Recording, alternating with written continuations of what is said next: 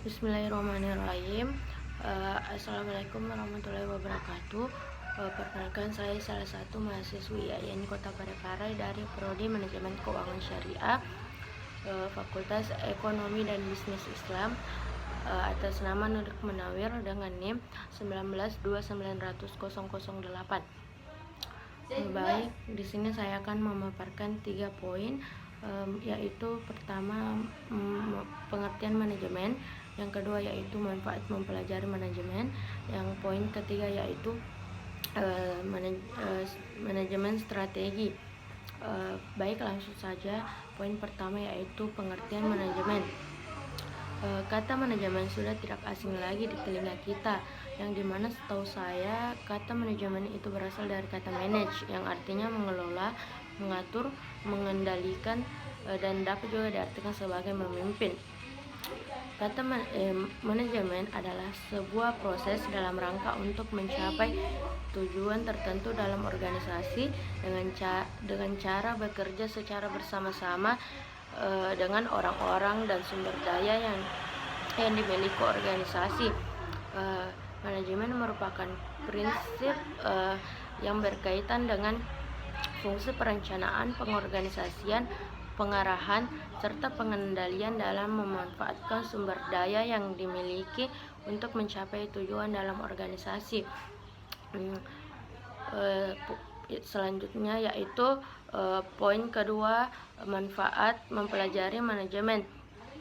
Yang pertama yaitu dengan mempelajari manajemen, kita dapat menyusun strategi yang efektif dan efisien. Yang kedua yaitu melakukan perencanaan dan pengambilan keputusan yang baik dan benar. Kita dapat mengkoordinasi perusahaan sehingga membuat suasana perusahaan menjadi dinamis, sehat, dan nyaman. Yang keempat yaitu kita dapat mengontrol orang-orang yang ada di perusahaan dengan melakukan evaluasi, membuat kebijakan baru agar kinerja orang-orang di dalam perusahaan kita tidak menurun. Dan manfaat yang terakhir yaitu kita dapat mengalokasikan dan memanfaatkan sumber daya yang dimiliki secara efektif. Poin yang terakhir yaitu manajemen strategi. Griffin mendefinisikan strategi sebagai rencana komprehensif untuk mencapai tujuan dalam organisasi. Tidak hanya sekedar mencapai, akan tetapi yang dimaksud di sini yaitu untuk mempertahankan keberlangsungan organisasi di lingkungan di mana organisasi tersebut menjalankan aktivitasnya. Dalam melakukan manajemen strategi itu ada dua proses, yaitu proses penyusunan strategi dan proses manajemen strategi. Proses penyusunan strategi ini terdiri atas 3 fase, yaitu penilaian keperluan penyusunan strategi, analisis situasi, dan pemilihan situasi. Pada proses yang kedua yaitu menyusun proses manajemen strategi, yang dimana pada proses ini terbagi atas 2, yaitu perencanaan strategi dan implementasi strategi, yang dimana pada perencanaan strategi yaitu pada proses ini mencakup mulai dari penentuan tujuan hingga penyusunan strategi. Yang kedua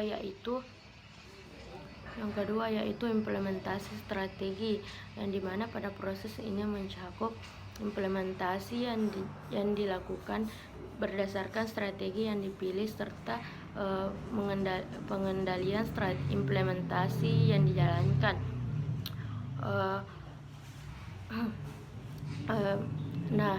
Perlu kita tahu manajemen strategi ini memiliki 3 tingkat, yaitu strategi di tingkat korporat, ialah strategi yang dilakukan oleh perusahaan untuk menjawab pertanyaan-pertanyaan yang ada, misalnya seperti pertanyaan bisnis apakah yang sebaiknya dilakukan oleh perusahaan. Dan tingkat yang kedua yaitu strategi di tingkat bisnis, yang dimana Strategi ini yaitu strategi yang akan dilakukan perusahaan untuk mempertahankan kemampuan kompetensi dari perusahaan dibandingkan para pesaingnya pada bidang bisnis yang sama. Dan tingkat yang terakhir yaitu strategi di tingkat fungsional, yang dimana strategi tingkat fungsional ini seringkali disebut dengan strategi langsung atau direct strategi. Mengapa? Karena hal ini disebabkan perusahaan cenderung melakukan persaingan